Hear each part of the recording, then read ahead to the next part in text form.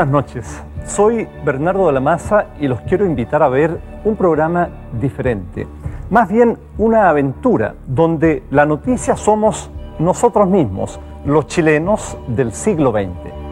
Esta serie es la historia de nuestro siglo, pero sobre todo es la historia de nuestros recuerdos y sueños más íntimos y también de los hechos y personajes que marcaron al país. Queremos recorrer con usted ese gran diario de vida que es nuestro pasado. Un diario que hemos escrito juntos y casi sin darnos cuenta a lo largo de 100 años.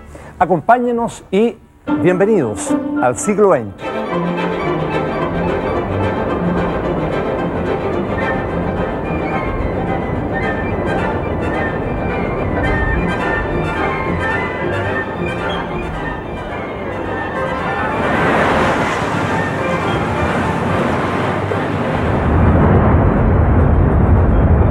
Recorrimos Chile y en cada rincón encontramos hombres y mujeres que han visto desfilar ante sus ojos este siglo que se va.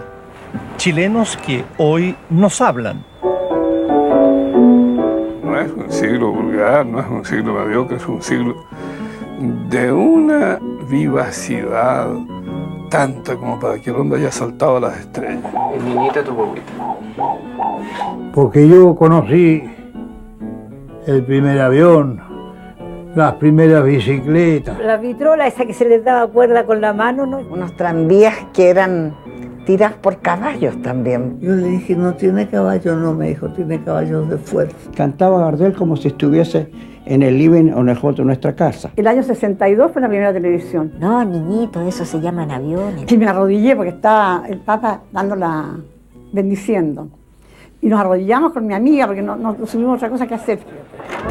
Abrimos el baúl de los recuerdos de los chilenos, encontrando cientos de fotografías, archivos familiares y las más antiguas imágenes de cine nunca antes vistas en la televisión.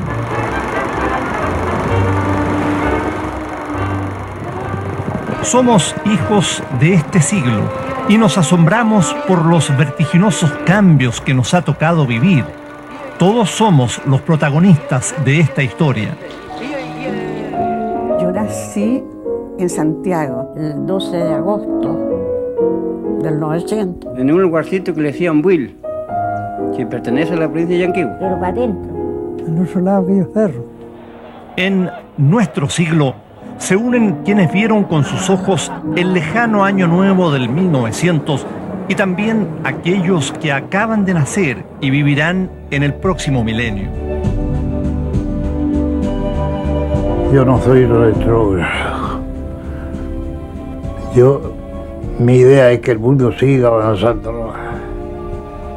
Siga avanzando. muy cambiado los tiempos de antes. Era otro país, era otra ciudad. A mí me gusta la vida de ahora. Ahora no se vive como antes. Se vive mejor. Aunque muchos digan que no. Se comerá menos, pero se vive mejor. Se vive mejor.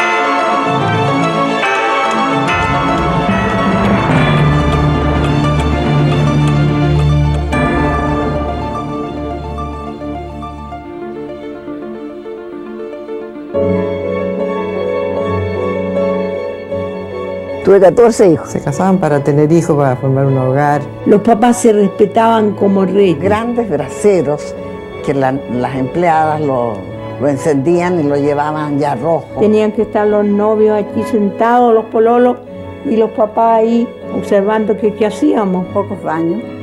Era un lujo el baño. En esos años estaban los baños siempre al último. Y ahí teníamos en esa casa, mi padre nos hizo una tina grande como piscina. La famosa cazuela carbonada o albóndiga. y después el plato de fondo. Y las despensas en general que estaban llenas de sacos de porotos, de grandes cantidades de cosas. ¿Y qué había que hacer? Leer, leer, leer, Bueno, al leer. menos cuando éramos chicas no se habló nunca de sexo, ni nadie sabía lo que le iba a pasarle el día de mañana. Todos los niños venían de París.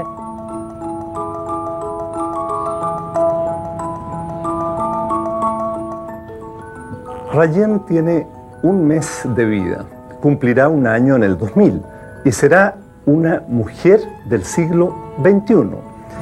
Esta niña, al igual que el 99% de los recién nacidos en Chile, vino al mundo mediante un parto asistido profesionalmente.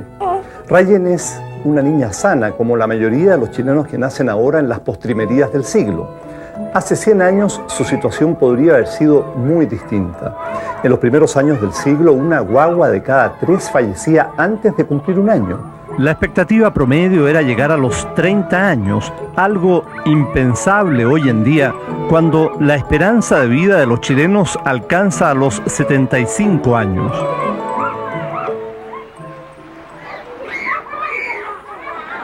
No es que ahora no existan dificultades, los niños se enferman y la gente se muere, pero a principios de siglo nacer era realmente difícil y morir muy fácil. No, antes no había nada, no había luz, no había agua potable, no había nada. Incluso no había matrona, no había practicante, ni doctora, ni enfermero, nada. Las madres tenían sus hijos y la vecina iba a ir a atenderla. Habían viejitas médicas que la iban a buscar lejísimo y a caballo. Se demoraba hasta 2 días para hacer un parto, por ejemplo. En el 1900 no existen los antibióticos y en los hospitales no hay maternidades. Los chilenos de entonces llegamos al mundo en casa. Angelina Orellana es la mayor de 16 hermanos y a uno de ellos lo ve nacer. Ya todavía no estaba muy grande, yo me acuerdo. Me asomo por la ventana y veo que está mi mamá hincada, quejándose, y tenían un cuero tendido y una sábana, y ya había un cordel, el lazo que tenía mi papá, lo tiraban arriba de la viga. Y cuando después sentíamos un llanto como gato, y todos asustados. Decían que mi abuelita decía que los días sacaban unas lagunas que habían cerca de la casa, como de aquí allá lejos, como al otro lado. En 1900, la mayoría de los chilenos no sabe leer ni escribir. Más de la mitad de la población vive en el campo y muchos no han salido nunca de los límites del fundo en que trabajan. No, señorita, yo creía que Chile se trataba un pueblo y que era todo eso un país, Chile nomás. Pero después que ya me vine a Chillán, ya estuve más grande, ya ahí conocí que ya muchas ciudades, muchos nombres, no era nada, Chile nomás. Ahora más tirábamos por caminos malos, pésimos, malos, pues no como ahora que se arregla caminos, antes no sé, nadie lo conocía de arreglar caminos, las lagunas inmensas, barros, sí, pobres chiquillos, ¿quién conocía zapatos? No, señor, tuvo patita pelada nomás. No fui al colegio porque no había un colegio. Después de grande aprendí a hacer mi nombre. Porque me exigían en el banco, hacía cambiar cheques, tenía que andar buscando una persona que me firmara y cualquiera no lo hace. En el campo, los niños crecen ayudando a sus padres en las tareas que manda el patrón. Generación tras generación, cada familia conserva su papel. Unos son patrones, otros inquilinos. Los patrones uno no conversaba nunca con ellos y a veces ni los veía nada. Los patrones eran un legal, muy bueno. Los patrones le dan regalía al obrero. A ellos no les importaba la enfermedad de uno ni una cosa, ni la pobreza. Le dan 3, 4 vacas, etcétera. Puede sembrar trigo, chacra, oveja, chancho. Todos muy contentos, todos trabajando, todos, a pesar de que muchas veces no tenían ni qué comer. Lo que al parecer nunca falta es algo que tomar.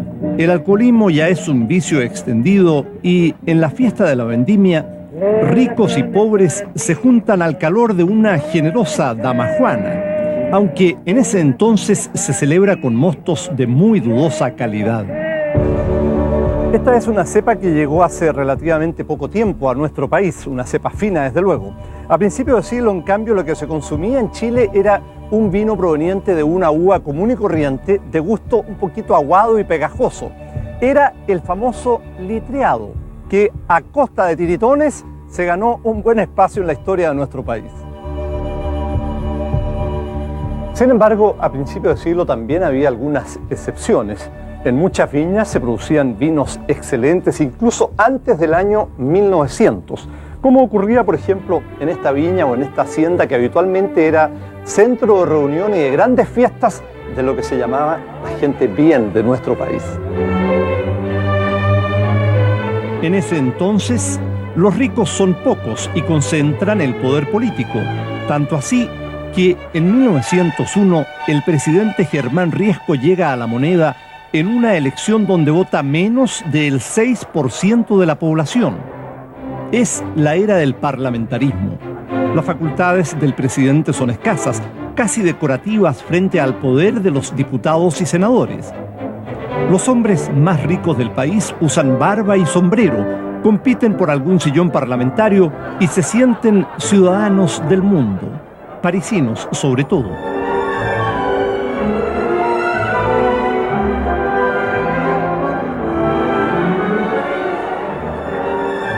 Mi papá trabajó en Iquique, tenía salitrera, tenía muchos negocios, hizo fortuna, se casó con mi madre, se fue a Europa y ahí se quedaron. Nosotros fuimos trasplantados. Las familias adineradas viajan a Europa, donde a veces se quedan años. Muchos niños crecen y se educan al otro lado del Atlántico. Y como teníamos una institutriz francesa, la Magdalena, la institutriz, estaba reemplazando a nuestros padres. Ella se encargaba de nosotros, de mis hermanos, de la casa, de todo.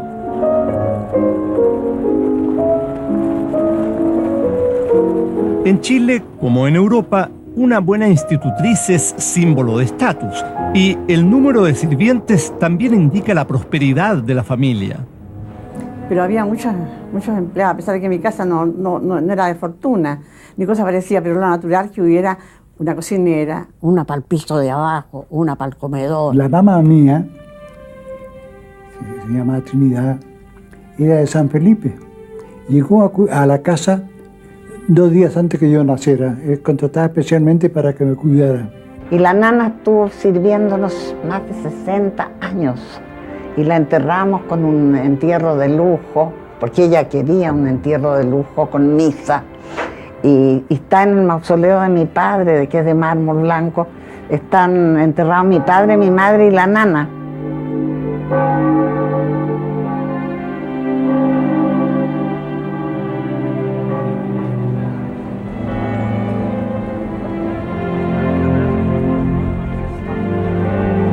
Todas las noches se rezaba el rosario en familia, hasta la empleada. Y había uno que era medio tartamudo, pero después le pegaba, siempre le pegaba. Decía, Padre Nuestro, él decía, Pau Muerto. Era para la risa, que tentaba a todos los demás la risa. Y ella le pegaba por las piernas así, llorando, y decía, Pau Muerto. En el mundo, las mujeres se movilizan. Por primera vez, exigen ser consideradas en una sociedad manejada por los hombres y algunas están dispuestas a todo para lograr sus objetivos. Este es el episodio más dramático de esos primeros años de lucha feminista. Durante el derbi de la corona británica, Emily Davidson se arroja a los pies del caballo del rey de Inglaterra y muere ante la horrorizada multitud.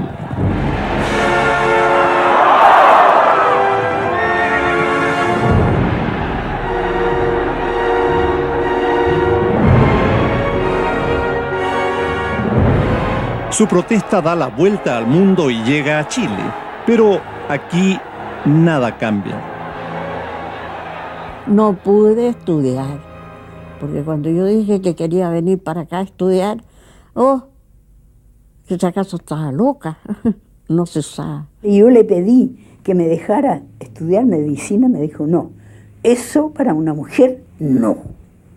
Búsquese una carrera que esté relacionada con educación para el hogar, pero nada más. Pero toda regla tiene su excepción.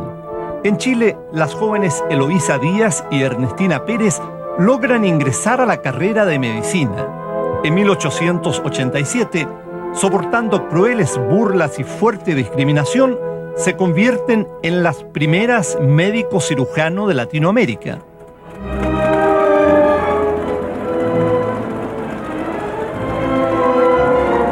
Lejos de nuestro país, a más de 11.600 kilómetros de distancia, se inaugura en 1900 la Gran Exposición Universal de París. Más de 50 millones de asombrados visitantes ven por primera vez la luz eléctrica, el recién inaugurado sistema de metro subterráneo y los nuevos usos de un invento llamado cine.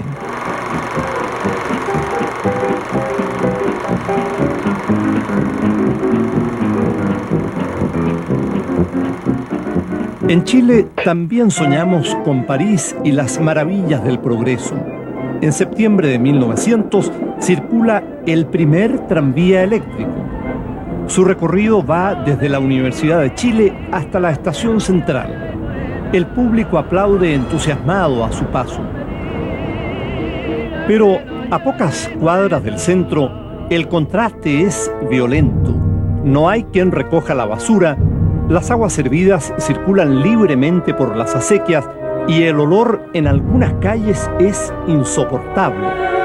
Mientras las familias acomodadas imitan las mansiones de la vieja Europa, los pobres viven hacinados en espacios minúsculos conocidos popularmente como piezas redondas, que no tienen ni ventilación ni ventanas.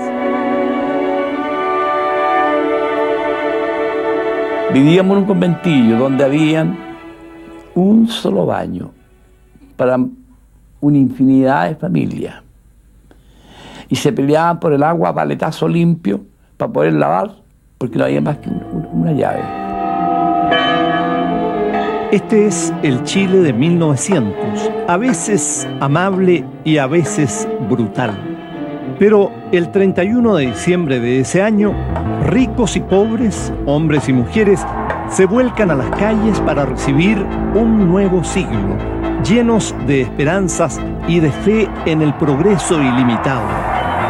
Esa noche, el cielo de Valparaíso se ilumina con fuegos artificiales.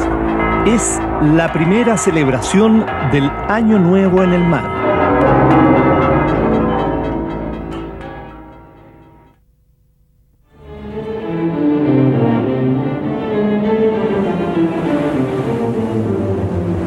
Por estas turbulentas aguas navegan los barcos que a principios de siglo se dirigen al puerto más importante del Pacífico Sur, Valparaíso.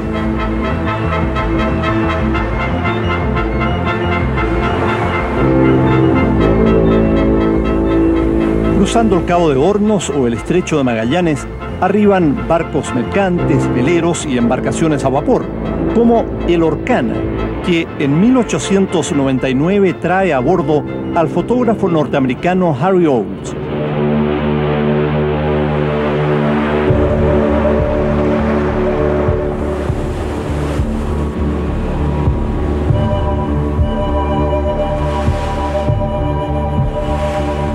¿Cómo era el Valparaíso que Paul encontró a su llegada?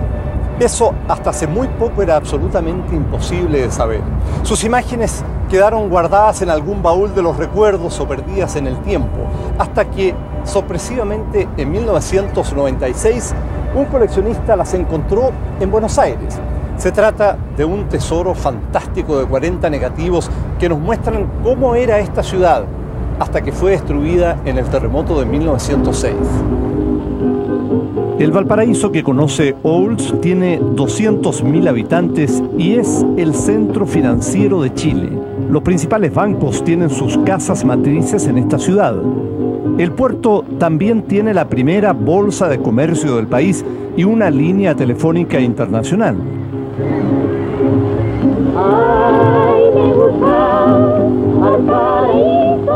Aquí se practican también los primeros deportes introducidos por los extranjeros residentes. El primer equipo formal del fútbol chileno se llama el Valparaíso. Después nace el Wanderers. En este pujante Valparaíso vive la persona más rica de Chile, Juana Ros de Edwards. Es considerada una excéntrica, ya que ha hecho un voto de pobreza y dedica su tiempo y fortuna a crear hospitales y asilos.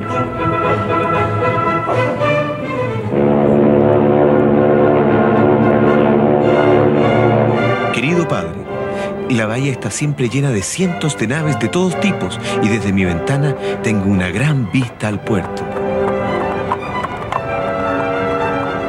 Las principales casas comerciales aquí están en manos de ingleses y alemanes. Los ingleses son los más engreídos que jamás he conocido, muy importantes, y se imaginan que controlan el universo. Sí, pues venían todos los buques ingleses, venían y todo, y hacían de las suyas aquí. Ahí en la Plaza Aníbal Pinto hay una pileta que pasaba llena de agua. Y se curaba, se tiraban con ropa y todo adentro. El escándalo y el alcohol van de la mano en el próspero Valparaíso. A comienzos de siglo hay cerca de 1.500 bares, uno por cada 35 varones porteños. El mismo Harry Olds le contaría a su madre en una carta. En cuanto a la gente que encuentras aquí, las más bajas son los indios. Usan grandes sombreros y un poncho y parecen malas personas, pero sin duda son inofensivos cuando están sobrios. Hay muchos lugares donde en una calle entera encuentras solo cantinas y bares. En uno de sus viajes a Santiago, el fotógrafo visita el cementerio. Su impresión no es de las mejores. Querida madre, debe haber por lo menos 50.000 niños enterrados aquí. La tasa de mortalidad es mayor aquí entre los niños que en cualquier parte del mundo, y todo se debe a la forma sucia en que viven. Olds no exagera. Solo entre 1906 y 1910 mueren en Chile 300.000 niños, el 10% de la población del país. Dos me pusieron chicos recién nacidas. Una me duró 8 días, otra me duró como 3 días y medio. 10 muertos, 8 ángeles y 2 adultos. Querido padre, tienen una rara costumbre aquí de traer bebés muertos al estudio para fotografiarlos.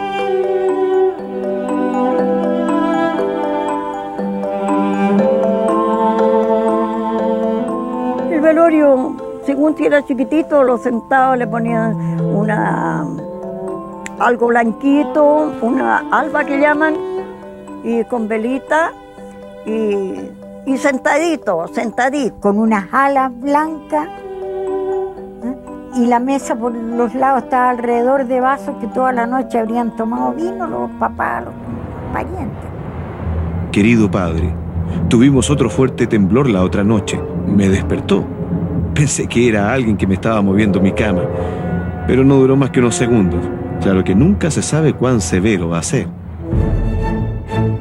Mientras tanto, 3 sangrientos asesinatos aterrorizan a Valparaíso. Las víctimas son conocidos comerciantes porteños.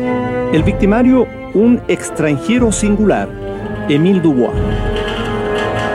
Cuando el juez le toma la declaración, Dubois se define como francés, soltero, 38 años de edad, mendigo. Émile Dubois fue un asesino que mató a un pariente de mi padre.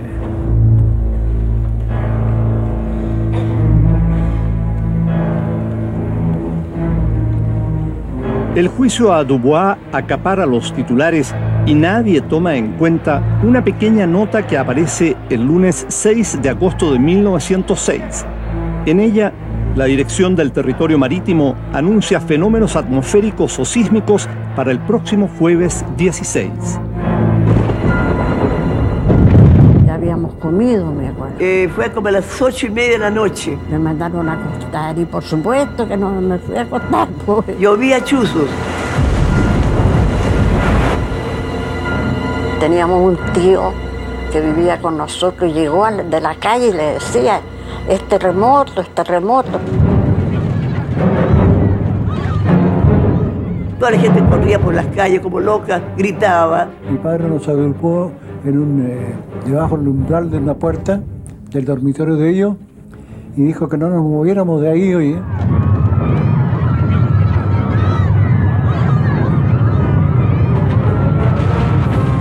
Los largos 4 minutos que dura el terremoto hacen cundir el pánico y los presos de la cárcel se amotinan. Émile Dubois, el peligroso criminal, se pone a la cabeza de los sublevados. Solo la rápida reacción de los gendarmes impide una fuga masiva. Nos quedamos ahí hasta que terminó, en el suelo sí. Nadie podía quedarse parada. Con el primer remesón, el frente de la casa cayó sobre la vereda. Eran construcciones de ladrillo, no habríamos quedado ninguno de nosotros vivos. Si no, habría muerto, porque la pared que cayó fue la que estaba en la cama mía. El terremoto remece desde Tacna hasta Ancud, pero es Valparaíso el epicentro del horror. Esa noche, más de 20.000 personas quedan heridas y 2.332 pierden la vida. Como el alumbrado era a gas, vino el terremoto, se reventaban las cañerías. Empezó luego los incendios, se quemaba todo Valparaíso. Y esa cuestión de que estaba tendido en el suelo, acostado, mirando el cerro y viendo los incendios, lo recuerdo perfectamente bien. Entonces a mí me afectó, porque yo quedé enferma después de eso. Dicen que en la noche que veía siempre, tenía como pesadilla y siempre era con incendio. Durante 24 horas, Valparaíso permanece aislado y el resto del país ignora la magnitud de la catástrofe. Los aterrados porteños, empapados por la lluvia, lo han perdido todo y deambulan por las calles. Pronto empieza el pillaje. Entre los escombros, los desalmados despojan a las víctimas. Algunos les cortan los dedos a los cadáveres para apoderarse de sus joyas. El capitán de navío Luis Gómez Carreño se hace cargo de la situación, decreta el toque de queda y restablece el orden a sangre y fuego. Y fue de una severidad terrible. Aquel individuo que encontraba robando, lo mataban ahí mismo. Pero ya habían robado mucho ya por ahí, las personas que quedaban en la calle y botadas. Fue terrible.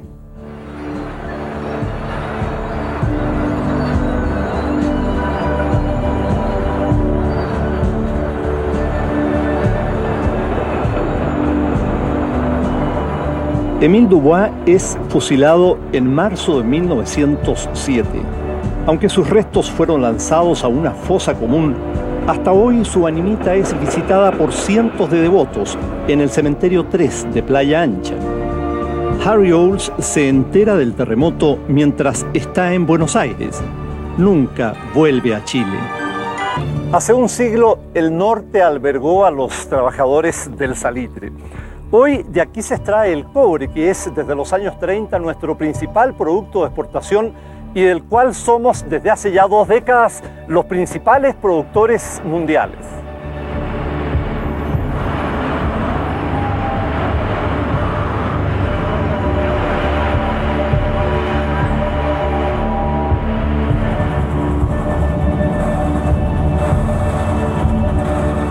En el año 1900 la mayoría de los chilenos vivía y trabajaba en los campos, a pesar de que la gran riqueza del país estaba en el norte, con el salitre.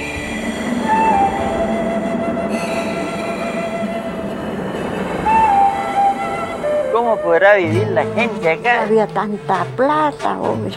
Entonces, esta tierra tenía un embrujo, tenía un traje largo. Y era otra clase, otro modo de ser. Hacia 1900, miles de chilenos se dirigen al norte en busca de prosperidad, trabajo y una nueva vida. Son hombres rudos que, en medio del desierto más seco del mundo, buscan la tierra prometida. Toda la gente que trabajó aquí en La Pampa fueron sureños. Los nortinos fuimos los hijos de los sureños. Porque una vez me dije en Santiago que todos éramos negros acá. Mire, le dije yo, ¿dónde está la negrura? Le dije yo. Las oficinas salitreras son verdaderas ciudades, con teatros, cantinas, pulperías, escuelas y piscinas. Por necesidades tuve que ir a trabajar a una oficina yo. Pero dije, trabajo 2 meses, junto con el pasaje y me voy. Tuve 10 años. ¿Cómo lo pasaría en 10 años? Esto le digo, así se pasa en La Pampa. En La Pampa abundan el dinero, la entretención y sobre todo el trabajo. Mi padre después de todo, ¿no? Era muy bueno para tomar. Entonces tenía dificultades con los jefes y en aquellos años un individuo se retiraba de una salitrera e inmediatamente tenía trabajo en la otra. Mi papá veía que una calichera estaba mala, se cambiaba a otra oficina. Iquique es entonces la ciudad más próspera de Chile.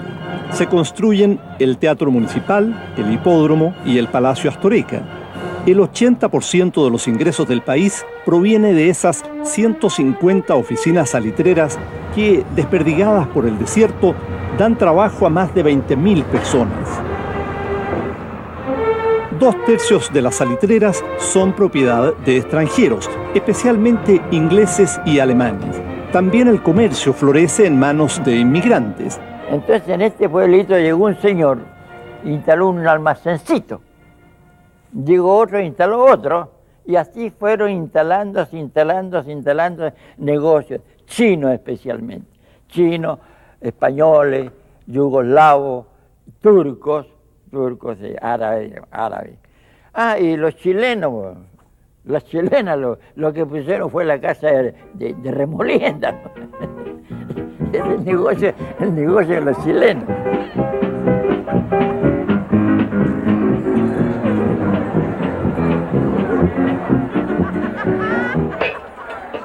Bueno, bailaban, tomaban y después lo que continúa. El rotito llegaba ahí con su sueldo y salía peladito, traía. Bonita fiesta. Entonces yo tenía traje de baile o traje de lavar. Nada. El tipo tenía que ir de terno negro. Se usaba mucho el cuello duro, los puños duros. Y el roto juntaba plata, se compraba cadenas de oro, se vendían mucho las libras esterlinas y un reloj grandote que se llamaba Walton. Hasta yo tuve uno. Mucho trago. Y trago importado, rico. Si no tomaba más que champán francés. Pero no todo es color de rosa. María Garham era la esposa de un médico de la oficina Schloman y recuerda las barreras que separaban a unos y otros. Ese era el gerente, tenía su casa, regia, la del mejor era la de él, todo lo mejor era lo de él. Las casas antes eran de puras calaminas, mija, no había piso. Eran pisos de tierra, no tenían luz eléctrica, no tenían alcantarillado. Eran una rancha nomás. Eran corridas de casa como de 30 a 35, corridas de casa de madera. Y lo que hacía el de la primera, lo escuchaba a veces hasta el de la quinta o hasta el de la sexta. En el Chile del 900, los domingos son días laborales. No hay contratos de trabajo ni seguridad social. En La Pampa se trabaja entre 12 y 16 horas diarias y a los obreros se les paga con fichas que solo sirven para comprar en las pulperías de las mismas oficinas salitreras.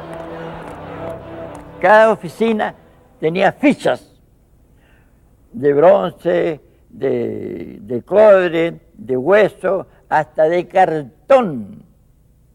Yo recibí fichas de cartón. Un día me pegó mi abuelo porque le eché las fichas al agua y se hicieron.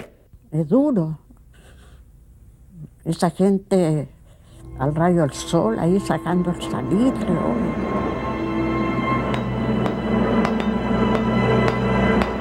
A veces no alcanzaba a arrancar el hombre y explotaba el tiro. Imagínense un tiro donde le ponían 2 sacos de pólvora, 2 sacos grandes de 80 kilos, 160 kilos, y explotaba para hacer tremendo tiro al terreno. Así que a la redonda a veces había gente y el que estaba cerca lo hacía tiro.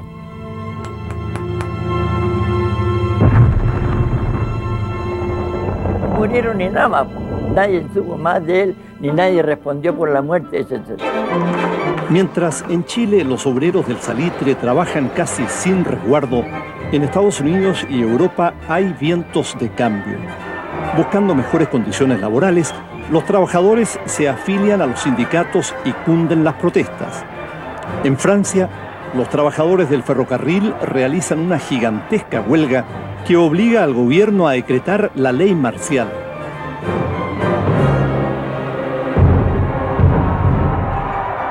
Esos vientos de cambio también llegan a Chile. El líder obrero, Luis Emilio Recabarren, recorre el Norte Grande, imprime diarios y revistas, organiza mitines y reivindica los derechos laborales de los trabajadores. A partir de 1900, Chile tiene, a lo menos, una gran huelga cada año. Pero la gran prueba de fuego para los obreros del salitre tendrá lugar en Iquique en el año 1907. Esta es la Escuela Santa María de Iquique. Por primera vez en la historia, los 2.077 niños y niñas que aquí estudian conmemoraron la matanza ocurrida hace 92 años en este lugar. 1907 es un año de crisis. Los precios del salitre caen y sube el costo de la vida. Los trabajadores de 30 oficinas salitreras comienzan una huelga y bajan a Iquique exigiendo mejores sueldos, medidas de seguridad en el trabajo y el fin del escandaloso sistema de fichas y pulperías. 10.000 huelguistas llegaron hasta Iquique, que tenía 40.000 habitantes. El intendente les ofreció quedarse en este lugar y muchos de ellos levantaron precisamente aquí sus carpas y casuchas mientras otros se dispersaron por la ciudad. A la ciudad llegan 1.650 hombres armados a cargo del general Silva Renard. Las negociaciones son infructuosas. Los obreros no están dispuestos a ceder. Silva tampoco. A las 4 de la tarde del 21 de diciembre, el general ordena disparar. Porque esto se volvió, me decía, una verdadera carnicería. Que no solamente eran muertos por las balas, sino que también habían lanceros, estaban montados a caballo, que eran verdaderos caballeros medievales, que corrían detrás de las personas y las atravesaban con sus lanzas. Nunca se supo cuántos murieron. Las cifras oficiales hablan de 140 muertos. Algunos dicen que fueron 500. Otros afirman que hubo cerca de 2.000 víctimas. Lo cierto es que muchos chilenos desarmados e indefensos fueron masacrados. 3.600, uno tras otro.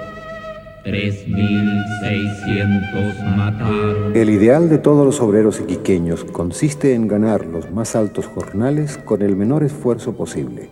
Si no hemos de tener clases privilegiadas, que tampoco lo sean las clases populares. Rafael Sotomayor, ministro del Interior, 1907. Los sobrevivientes regresan a las salitreras con las manos vacías a trabajar de sol a sol y con los mismos sueldos pagados en fichas. Los ecos de la matanza de Santa María perdurarán por mucho tiempo. En los primeros 10 años del siglo, los acontecimientos anuncian grandes cambios en el mundo. Inglaterra, el imperio donde no se pone el sol, llora la muerte de la reina Victoria. Con el impresionante funeral se va también una era de moral puritana y comienza el deterioro del poderío británico.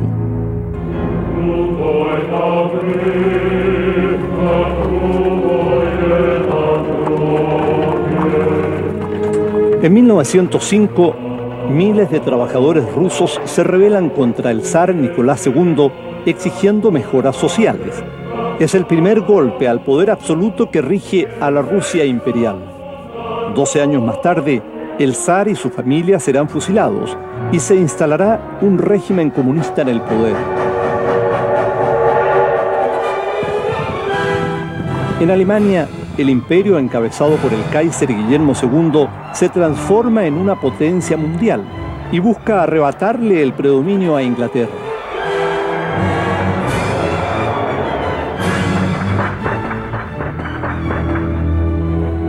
Termina la década y el mundo ve asombrado el paso del cometa Halley. En Chile, su estela luminosa se observa a simple vista y da origen a negras premoniciones. Pero cada vez venía más grande, la cola se engruesaba mucho. Y nosotros lo veíamos también, no necesitábamos anteojos ni los aparatos modernos que hay ahora. Nosotros lo veíamos con nuestro ojo, pero tan nítido, tan cerca de la Tierra, que era un susto muy grande. La prensa empezó a decir que el cometa venía con malas intenciones, que sería el fin del mundo. Los malos presagios parecen cumplirse cuando muere en Alemania el presidente de Chile, Pedro Montt, quien ha viajado hasta allá buscando tratamiento para una grave enfermedad. Es el 16 de agosto de 1910. Falta solo un mes para que Chile celebre 100 años de vida independiente, la tan esperada fiesta del centenario.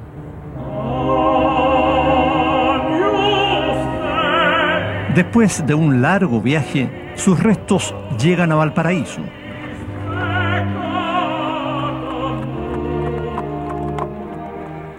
El ataúd recorre las calles del puerto y enfila en tren hacia la capital. En el trayecto, los acongojados lugareños salen al paso del cortejo. Limache, con sus huertos y sauces llorones, las floristas de Quillota, las dulceras de la Ligua y los infaltables chicheros de Quilicura despiden por última vez a Pedro Montt. En Santiago, el vicepresidente Elías Fernández encabeza el cortejo por la Alameda y arriba entre la multitud a la Catedral Metropolitana. Durante el entierro, Fernández se contagia un fatal resfrío. 10 días después, amanece muerto. Como una maldición del cometa, 2 mandatarios fallecen en menos de un mes y en vísperas de la fiesta más glamorosa del Chile republicano. Las comitivas extranjeras, en el mismo viaje, primero asisten al inesperado funeral del efímero jefe de Estado y después participan de la tan preparada celebración del centenario. El ministro de Justicia, Emiliano Figueroa, queda a cargo del gobierno y de las fiestas. Y la delegación argentina, porque vieron delegaciones de todos los países. O sea, hay una vajilla de plata preciosa con las iniciales de don Elías Fernández. Y como le tocó a Emiliano Figueroa, no hubo nada que cambiar. Le tocó las iniciales perfectas de la platería. Estamos en septiembre de 1910 y comienzan los festejos. En funciones de gala se recuerda la época de la colonia y las autoridades asisten al club hípico. Pero una inauguración espectacular concentra la curiosidad de los chilenos. Abre sus puertas la primera gran multitienda del país, Gatti Chávez. Era enorme y todo estaba muy de moda porque tenía de cuánto hay. En cada piso, el de abajo, me acuerdo, estaba la perfumería, vendían género, y en el subterráneo abarrotes, cosas de casa. Yo no sé si era más caro o más barato, pero la gente, por no perder la ocasión de estar en Gatti Chávez, iba. Ahí compraban, deben haberse hecho archimillonarios los dueños. La tradicional parada militar en el Parque Cousiño ese año resulta más impecable que de costumbre. La presiden los jefes de Estado de Chile y Argentina, que aplauden entusiasmados una novedosa presentación de gimnasia.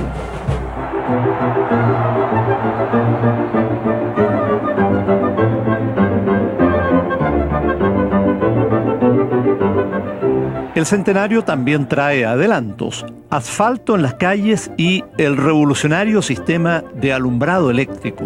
El centenario vino a haber mucho progreso. Entonces fue muy lindo porque todas las calles estaban iluminadas. Se puso luz eléctrica por primera vez en la casa, que era alumbrada con gas. Las lámparas se transformaron en lámparas eléctricas. El progreso no se detiene. En las chacras de Ñuñoa, César Copeta y su biplano son los protagonistas de un suceso inédito, el primer vuelo en cielo chileno.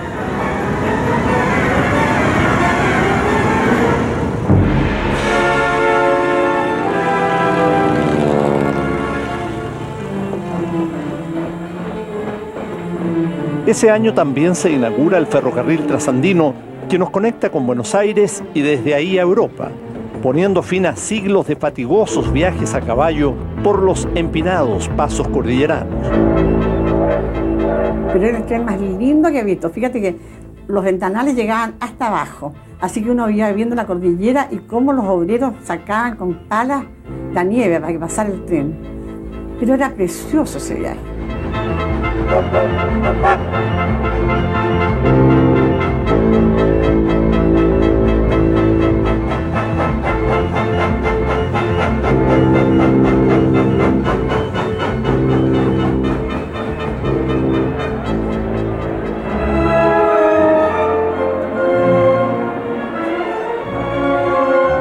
El Palacio y Museo de Bellas Artes, que se había empezado a construir 5 años antes, abre sus puertas con una exposición que trae 2.000 pinturas y esculturas de todo el mundo.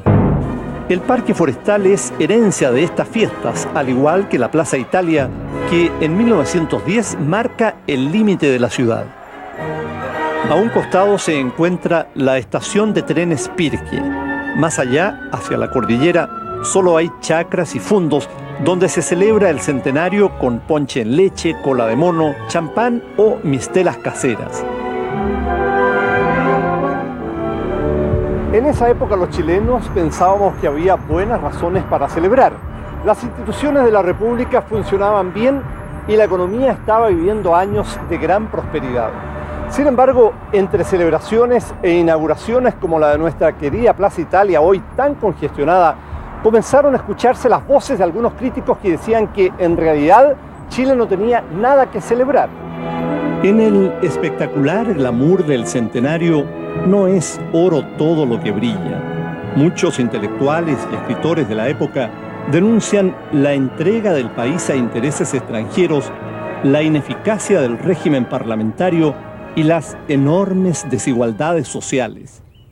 Luis Emilio Recabarren, fundador del Partido Obrero Socialista, sentencia: en estas fiestas, solo los ricos tienen algo que celebrar.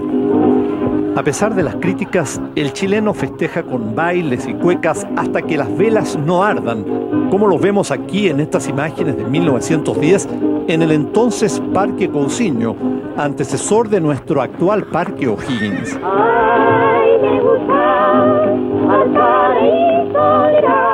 Nunca como entonces hubo tanta riqueza. Se construyen escuelas, caminos y kilómetros de vías férreas. Pero también tenemos graves problemas. Casi no hay industrias y tenemos poca capacidad empresarial. Las diferencias sociales son abismantes. Somos ricos con pies de barro.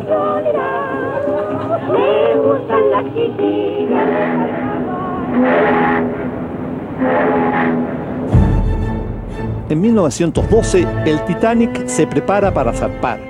Es el barco más grande y lujoso que surca los mares. Sus constructores dicen que es imposible que se hunda. El verdadero Titanic que acabamos de ver se hundió minutos antes de la medianoche del 14 de abril de 1912. Fue un golpe para todos quienes pensaban que el progreso elevaría al hombre a la condición de un dios y le daría las herramientas para doblegar a la naturaleza y ponerla a su servicio. El Titanic chocó con un iceberg y en menos de 3 horas se hundió cuando navegaba desde Southampton, en Inglaterra, por el Atlántico Norte hacia Nueva York. De los 2.220 pasajeros, murieron más de 1.500. Después de la catástrofe, el asombro y el pesimismo tocaron los corazones de los europeos, los norteamericanos y también los chilenos que seguimos paso a paso la noticia. Era como si el hundimiento del Titanic, el barco más portentoso que se había construido nunca, fuera el presagio de que algo peor vendría. 2 años después estalla la Primera Guerra Mundial. La historia nos demostrará que el desarrollo tecnológico no solo significa una ayuda para el hombre, también sirve para destruirnos.